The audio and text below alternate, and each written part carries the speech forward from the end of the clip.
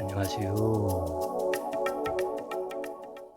오늘 공부하실 내용은 비부명리 고급편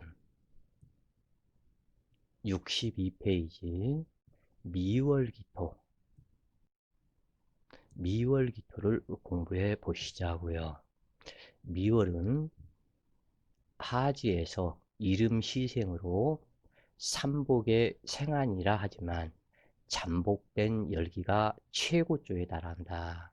하지 뒤에 셋째 경금일, 이때를 초복이라 하며 5월에 하지 뒤에 세 번째 경금일날이 초복이며 네 번째 경금일이 중복이고, 입추 뒤의 경금일은 말복으로 삼경이라고 하는데, 선철의 화기가 양중음으로 전환작용을 하는 때이다. 태양의 열기는 모두 미토에 저장되고 옥토의 기능을 상실하게 된다. 그러므로 진토가 있는 것은 길하지만 충미충을 하는 축토는 없는 것이 좋다. 기토는 궁충을 두려워하지 않으나 육친의 흉액사가 발생하기 때문이다.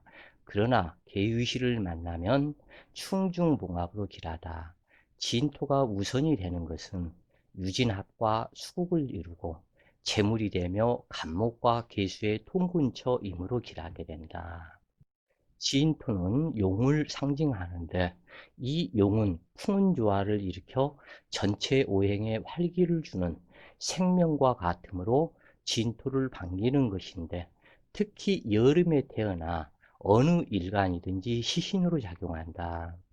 미월기토가 배성의 덕이 있기 위해서는 일지가 유금이나 해수가 좋으며 기축일은 충미충이 되므로 갑자신이나 개유시를 만나 자축합, 유축합으로 충미충을 풀어서 화해시켜줘야 좋다.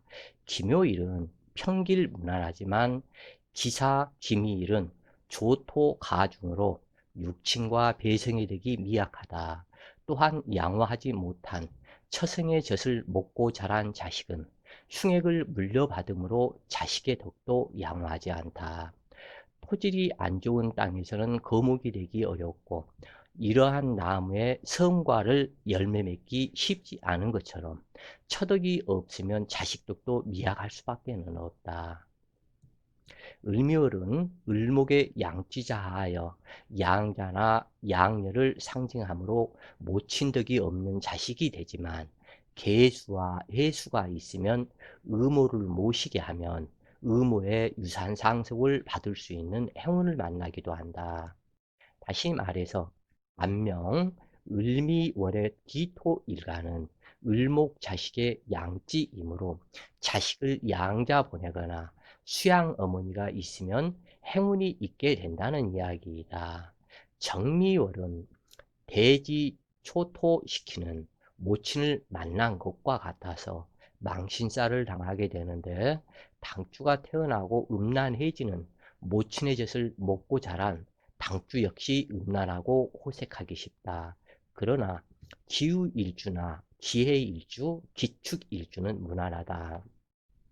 기미월은 두 개의 기토가 평원 옥답을 이루고 미토가 암흑성이라 하지만 기유, 기해일이 되고 계수가 있어야 한다. 그렇지 않으면 육친의 덕은 기대하기 어렵다. 신묘월 또한 외하 내빈이지만 일지가 유금이나 해수라면 기대해 볼 만하다. 그러나 정화가 있으면 진도식에 해당하여 흉함으로 일찍 고향을 떠나는 것이 좋다. 개미월은 길하다. 그러나 부친이나 시모, 처성이 단명하므로 가슴에 한이 쌓인다. 그러나 일지가 유금이나 해수라면 흉의는 사라진다. 그리고 이때 간목에 소토가 있어야 계수의 재물을 지키는 경찰을 만난 것이 되므로 길하다. 경금이나 간목 둘 중에 하나는 반드시 있어야 한다. 물론 둘 다 있으면 더욱 좋다. 이때 목국이 될 수 있는 염려도 있으나 목국은 이루어지지 않는다. 기토일간의 미월이기 때문이다. 미월에 장마질 수도 있는데 간목과 병화가 있으면 무사태평하다. 제일 중요한 것은 화방국을 이루는 것으로 승려명과 같아서 인생길에 파란 풍파가 많으며 외롭고 고독하게 된다.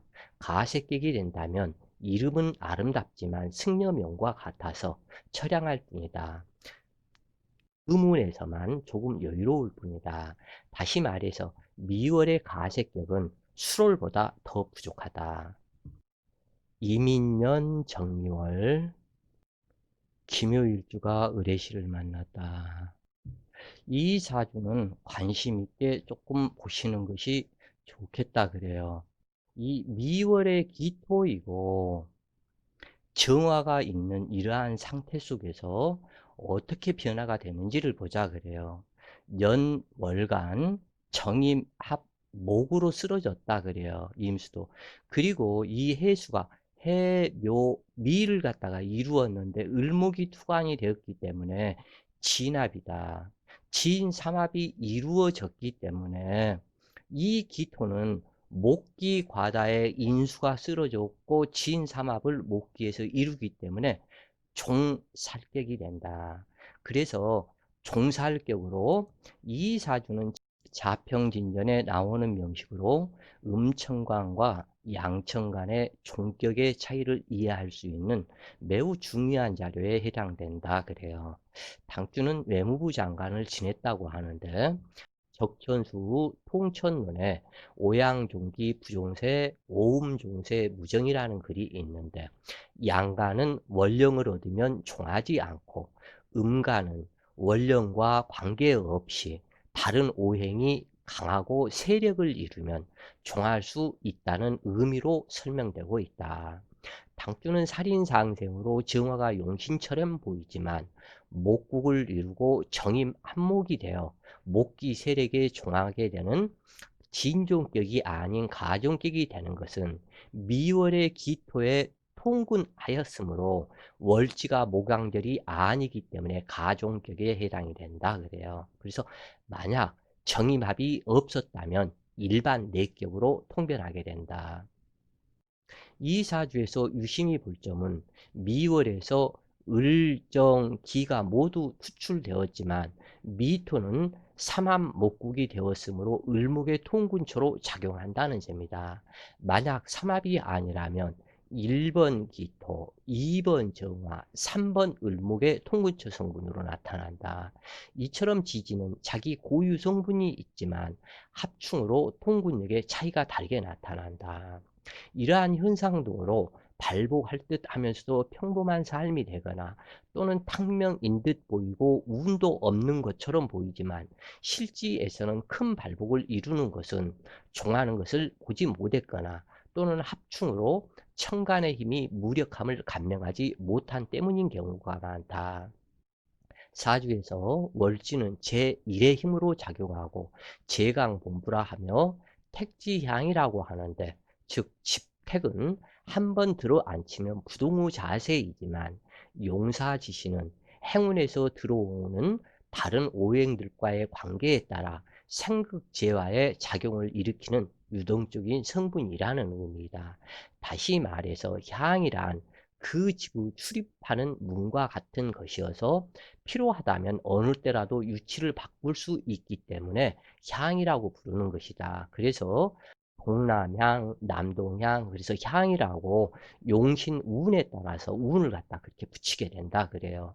그러므로 동남향의 운이 어떻고 서북향의 운이 어떻다는 등의 표현을 하는 것도 용사지신이 곧 향이기 때문이다. 하늘의 기운인 천간정신의 기이고 땅의 기운인 지지 육체의 기분이다. 그렇기 때문에 일간을 신주로 삼고 지지오행을 천간들에 대한 기의 강약을 비롯한 기를 가늠하는 자리로 삼고 있다.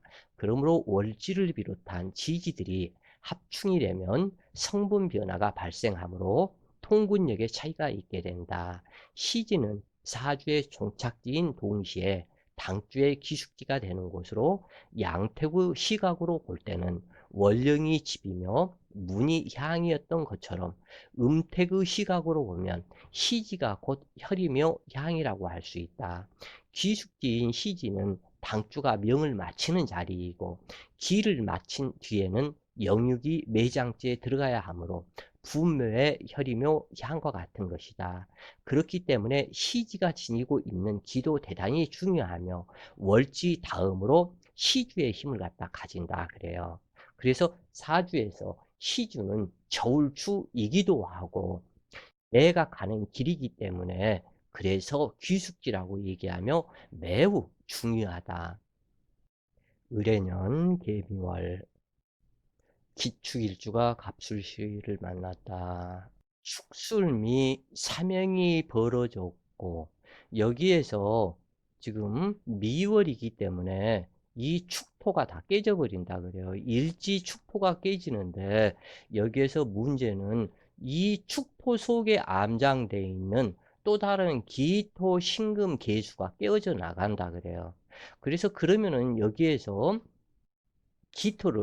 기토, 신금, 계수가 깨어져 나가는데 여기에서 기토, 축중 기토가 여기에 간목, 합이 되어서 이 간목을 쓸 수 있을 것 같지만 갑기 합으로 무력화가 되어버린다 그래요.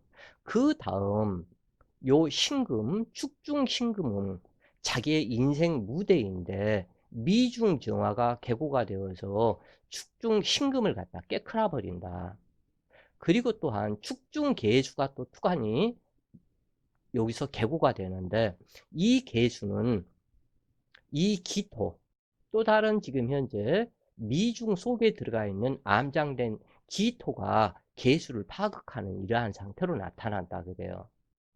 그래서 여기에서 이제 문제가 여러 가지로 있는데 특히 이 부분에서는 이 간목은 사용하지 못하는 간목과 같고 여기서 사용할 간목은 이 을목이다. 이 목기에서 사용할 수 있는 것은 왜 그러냐면 여기에서 이미 문제가 축미충으로 축술미 삼형으로 문제가 되었기 때문에 그러하다. 이 부분에서 이 축토는 미월이기 때문에 완전히 축미충으로 깨져버린다. 만약에 이 축토가 이쪽에 있었고 월지가 이 술토가 이 자리에 있어서 미술축이라면 이 축토가 깨어지지 않고 삼형으로 동하기만 하는 상태가 된다 그래요. 그러나 이 사주에서는 충미충을 하고 이 술토가 다시 한번 재형사를 일으켜서 이 축토를 사용하지 못한다 그래요. 그러면은 이 기토는 이 축토가 자기 화학의 쌀이다. 그래서 화학의 쌀로 이 축토가 깨어져 버렸기 때문에 자기가 앉아 있는 그 화학의 쌀의 공간이 완전히 부셔져 버린 그러한 상태로 나타난다 그래요. 다만 여기에서는 그래도 여기에서는 조금 다행인 것이 뭐냐면 연지해수가 이렇게 싸움하지 말고 우리 해묘미로 이 묘목을 불러서 을목도 있고 그러니까 해묘미 목국을 이루자 해가지고 싸움을 완화시킨 그러한 형태이다 그래요. 당주는 1875년 7월 26일 19시 35분 스위스 정신과 의사 철학자 칼 구스타프 융의 명식이다. 명식을 보기에 앞서 왜 정신과 의사가 되었고 철학자가 되었는지 생각하면서 명식을 본다면 이 사람의 사상과 성격을 이해할 수 있을 것이다. 미월기토가 축술미의 통구를 하니 신강명식으로 미월의 삼복도유를 해갈시키는 월간 개수의 희신작용으로 목기를 키워야 하는 사명을 이룰 수 있으니 꿈과 희망이 있는 명식이다. 축술에서 신금자갈이 암장되어 있어 배수가 잘 되는 땅으로 과실수를 심기에 적격이다. 그런가 하면 목기가 혼잡한 것은 불미하지만 해수로 인하여 목기가 성장하는데 양호하다. 천원 옥답의 광활한 대지에 많은 나무를 심는 것도 보람이다. 그런데 축술 사명으로 지진이 발생한 토기에서 목기가 뿌리 내리기 어렵지만 한번 뿌리가 내리면 면역력이 되므로 원실 속에 화초가 되지는 않는다. 일시주 천합지형으로 합의되는 청간정신과 형사를 일으키는 육신적 마음, 그리고 묘고가 붕괴하는 형상으로 무덤 속의 생각을 세상에 드러냄을 상징한다. 사주명식에서 사절묘에 동주한 세 개의 천간이 명식에 있으면 현상계에는 인연이 없고 사후의 세계나 형이상의 종교 철학에 깊은 관심을 갖게 되는데, 자, 여기에서 이렇게 보면은 이 간목은 미토에 인묘되었고 이 을목은 술토에 인묘되었고 요 계수는 미토에 또한 인묘되었다 그래요. 그래서 모든 천간이 화개살에 앉아서 요 또한 당주 역시 이 축토의 화개살에 또 인묘되었다 이게. 그렇기 때문에 이 정신계 문제가 여기서 나타나는 이 부분을 먼저 봐야 된다 그래요. 그래서 당주는 이것에 해당하는데 이 종교철학, 사절묘에 동조한 세 개의 천간, 네 개의 천간이 전체 화개살이 지금 그 묘신되었죠 지금. 그래서 현상계에는 인연이 없고 사후세계나 형이상의 종교철학에 깊은 관심을 갖게 되는데 당주는 이것에 해당이 된다 그래요. 그래서 간목과 을목, 계수, 천간은 미월이 묘신이므로 당주의 생각은 현실성보다는 정신세계에 더 많은 관심이 발생하고 성격의 변화가 심하여 속물을 사람이며 변덕적인 성격으로 나타난다. 을목은 사지에서 왔으며 월간 계수는 미토의 인묘이고 일간 기토는 축토의 인묘이며 시간 간목은 자자 술토의 양지이다. 일간의 생각 분해를 상징하는 목기가 모두 사후의 세계를 상징하는 현상계 너머에 있으며 무기무력에 해당하므로 현상계 속에서의 사회성은 대단히 무력하지만 인간계 너머의 사후세계나 정신계 연구하는 소설가, 작가, 무속인 종교인으로는 적합한 구조이다. 당주는 1875년 내서 1961년까지 스위스 정신과 의사이자 분석 심리학의 창시자이다. 융은 1875년 스위스 산간지방인 캐스빌에서 목사의 아들로 태어났고 추리대학교 부설 정신병원에서 일하면서 단어 연상 검사를 연구하여 콤플렉스 악설의 기초를 마련하였고 정신분열증의 심리적 이해와 정신치료를 처음으로 시도했었다. 융은 독자적으로 무의식 세계를 탐구하여 분석 심리학을 재창하게 이르렀다. 그는 자기 자신과 무의식과 수많은 사람들의 심리 분석 작업을 통해서 얻은 방대한 경험 자료를 토대로 원시 종족의 심성과 여러 문화권의 신화, 민담, 동서양의 철학과 사상, 종교 현상 등을 서로 비교 고찰하였다. 그 결과 인간 심성에는 무의식과 자아의식, 집단적인 무의식층이 존재함을 확인하였다. 즉 인간의 무의식에는 억압된 충동뿐만 아니라 행동을 유발하는 원천적이며 보편적인 원천이 있다고 보았다.